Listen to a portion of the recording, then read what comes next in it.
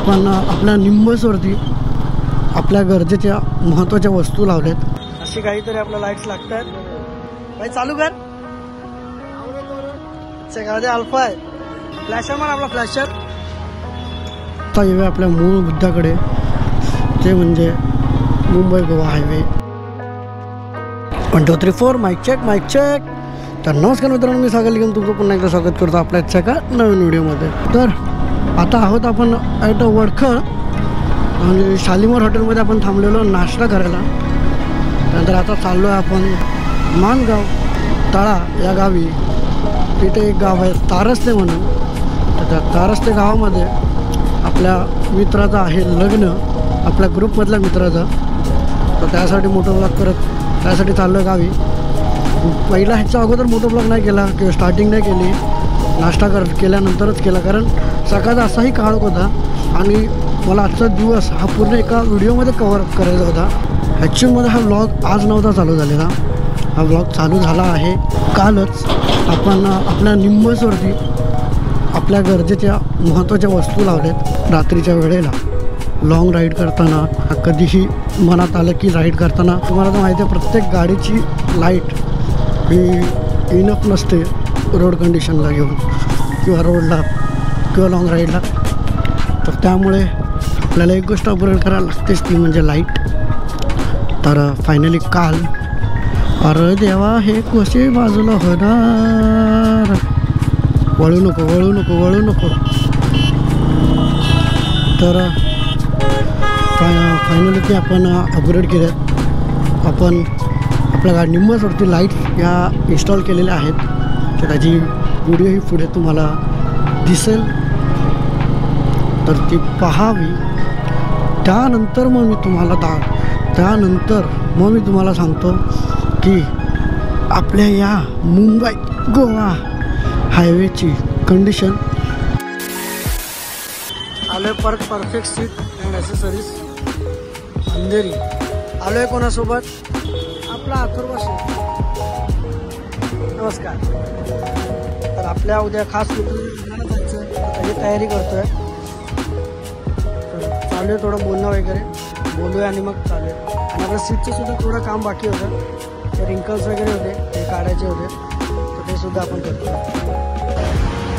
अशी काही फिटिंग आपली येणार आहे रे शिवी गाली मत दो। अशी काहीतरी आपल्या लाईट्स लागतात। मॅकडॉग अल्फा आणि मॅकडॉग स्काउट एक्स असं 4 लागतात आपल्या गाडीवर। समोर त्याची डोळे खराब झाले पाहिजे। ही आपली स्विचची फिटिंग आहे, इथे छोटीवाली जी कंटिन्यू चालू राहणार ती इथे, आणि हा आपण कट करतोय हँडलचा रबर, आणि त्याच्यामध्ये एक स्विच येणार आपला।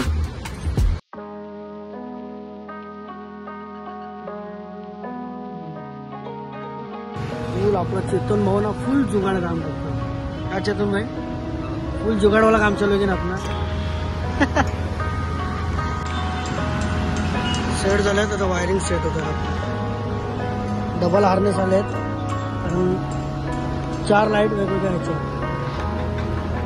बॅटरी कनेक्शन आणि हे आपले लाईट्स। थोडं काळोख झाल्यावरती प्रॉपर सेट करू। 2 छोट्या 2 मोठ्या अल्फा आणि हा स्काउट। याचे प्राइजेस तुम्हाला स्काउट एक्स मॅकडॉगच्या त्या दोन्ही पण याचे थोड्या वेळाने प्राईस सांगतो तुम्हाला, कारण आम्हाला इथे डिस्काउंटमध्ये मिळालेत मजबूत अशा सेटिंगमध्ये। फक्त ओरिजिनल प्राईज आहेत काय ते सांगतो। जुगाडवाली जिंदगी आहे आपली।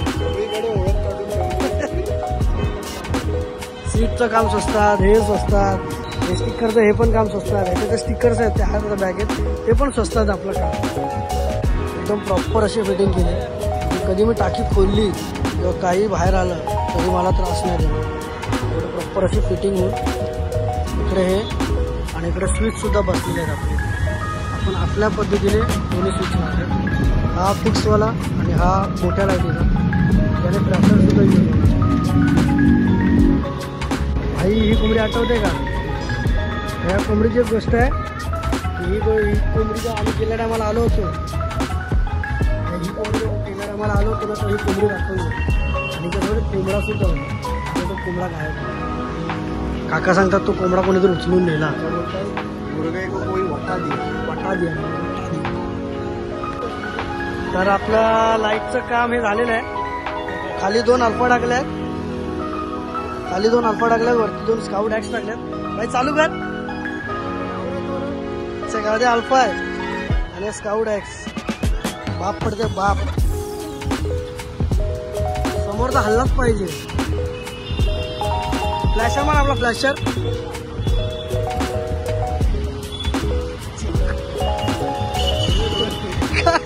समोरचा पकडून मारणार आहे आपल्याला आता. समोरचा पकडून मारणार आहे आपल्याला. हाव ना भावा, अल्फाच लाव डायरेक्ट. हा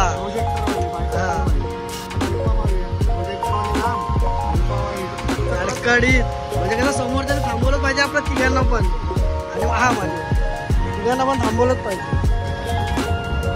हे रेड प्रोजेक्टर पण कसे वाटतात, कडकडच वाटतात डोळे. तर कशा वाटल्या आपल्या लाईट्स नक्की कमेंटमध्ये सांगा. आणि त्या लाईट्सचा जो खर्च आहे तो मी सांगू नाही शकत, कारण मला ॲक्च्युअलमध्ये त्या लाईट्स स्वस्तात मिळाल्या. कारण त्या परफेक्ट सीटवाल्याचं आमचं रिलेशन एक चांगलं बॉन्डिंग झालेलं आहे. मी सीटचं सुद्धा मी नाही तर भाईंनीसुद्धा, आदित्य भाईने आपल्या इनफिल्डर आधी, अथर्वने सुद्धा, अथर्व शिर्के ब्लॉग्स, मी स्वतः, अशा आपले 5-6 अजून जण आहेत, 4-5 जण अजून आहेत ज्यांनी तिथून सीटचं काम केलं आहे, मॉडिफिकेशनचं काम करून घेतलं आहे. आणि त्यानंतर सोबत लाईटचं काम केलं आहे. आदित्य भाईने सुद्धा त्याच्या त्या लाईट्स आहेत ते परफेक्ट सीटवाल्याकडूनच बसवले आहेत आणि मी सुद्धा आता तिथूनच बसवलं. त्यामुळे आम्हाला त्यांनी एक चांगला असा मोठा असा डिस्काउंट मिळाला आहे. तेवढं बोललो, पण एक स्पेशल थँक्स मी सांगायला विसरून गेलो. एका व्यक्तीला मी स्पेशली थँक्स म्हणेन, तो म्हणजे आपला अभिषेक गराटे भाऊ, अभिषेक गराटे ब्लॉग्स. कारण त्याच्यामुळे हा मोठा ब्लॉग मला शक्य होतं. कारण माझा गोप्रो हा आता चालत नाही आहे. तो जो आपल्या म्यानमार गेटच्या ब्रेकफास्ट राईडला जेव्हा तो खराब झाला आहे, तो आता खराबच झाला आहे. कारण त्याच्यात मी आईच्या गावात डबल ओव्हरटेक नाईस. कारण तो नवीन बॅटरीसुद्धा टाकली मी त्यामध्ये. त्यानंतर मेमरी कार्ड चेंज केली, अख्खा फॉर्मॅट मारला, पूर्ण क्लिअर केला, तरी तो आता चालू केला की पूर्ण हँग होऊन जातो. तर त्यामुळे आता तो यूज होईल की नाही होईल थोडी शंका आहे. आता येऊया आपल्या मूळ मुद्द्याकडे, ते म्हणजे मुंबई गोवा हायवेची कंडिशन. ही जी तुम्हाला दिसते ती सध्या आहे मुंबई गोवा हायवेची कंडिशन, पण पूर्ण नाही. जवळजवळ 70% रस्ता हा बनलेला आहे. 30% रस्ता हा खराब आहे. तो पॅच जो दरवेळी बनतो आणि खराब होतो तो म्हणजे वडखळपासून ते वाकणपर्यंतचा. त्या पॅचमध्ये हे असे पण काही पॅच चांगले झालेले आहेत, खूप सुंदर झालेले आहेत. आतासुद्धा मी 80ला आहे आणि या गाडीला 80वर चालवणं मला काहीच वाटत नाही. जेवढा ॲव्हेंजरवरती मी खेचायचो ती या गाडीवरती फील नाही होत आहे की मी 80ला खेचतो आहे करून. ॲव्हेंजरवरती मी 80ला खेचायचो तर मला जाणवायचं की मी गाडी खेचतो आहे करून. आता या गाडीवर काहीच नाही वाटत आहे मला. तर मुद्दा राहिला आपला तो म्हणजे रोडचा. रोड कंडिशन ही अशीच आहे वाकणपासून पुढे माणगावपर्यंत सगळं सुंदर आहे. आणि आता जो मागे आम्हाला पॅच लागला वडखरपासून ते हा काहीतरी जवळजवळ 10 ते 20 किलोमीटरचा पॅच आला असेल. तेवढ्यामध्ये तो थोडंसं खराब होता. त्यानंतर हा आता चांगला पॅच लागला आहे आणि पुढे पण असेच पॅच आहेत, चांगले वाईट. त्यामुळे पुढे तुम्हाला आता मे महिन्यामध्ये जर गावी जायचं आहे तर तुम्ही इथून जाऊ शकता. आईच्या गावात बघा हे असे फक्त मध्ये मध्ये बम्प्स मजबूतवाले येतात. आणि जर तुम्हाला अल्टरनेट रोड पाहिजे असतील माणगावमध्ये बाहेर पडायला तर एक आहे वडखळमधून, वडखळच्या इथून अलिबागसाठी राईट मारायचा. त्यानंतर पुढे गेल्यानंतर बसस्टॉप एक गाव लागतो, त्या गावातून लेफ्ट मारायचा. ही पूर्ण आयटेनरी डिस्क्रिप्शन त्यांनी स्क्रीनवर दिसेल. तर तिथून लेफ्ट मारायचा. मग एक पाईपलाईन रोड लागतो, तो मारून रोहा, कोलाड आणि मग कोलाडलासुद्धा आपण आंबेपाट्यावरून बाहेर पडू शकतो. दुसरा रोड लागतो तो आपला म्हणजे Mumbai Pune highway, old Mumbai Pune highway. हां हे बघा हे अशा ओल्ड पुणे हायवे. तिकडे तुम्हाला एक रोड मिळेल, तो म्हणजे ओल्ड पुणे हायवे खोपोली मारून मग निजामपूर मार्गे माणगावला बाहेर पडू शकता. तर खोपोली मारून तुम्ही पाली मार्गे वाकणलासुद्धा बाहेर येऊ शकता, कारण वाकणनंतर मग परत थोडा चांगला रस्ता झाला आहे. बाकी हा आता नागोटने आला आहे बहुतेक, तर हा असाच आहे पेवर ब्लॉकचा रस्ता. काय करणार, एवढे मोठं कंटेनर जाणार आणि पेवर ब्लॉक थोडे टिकणार आहेत. हा नागोटनेचा राईट.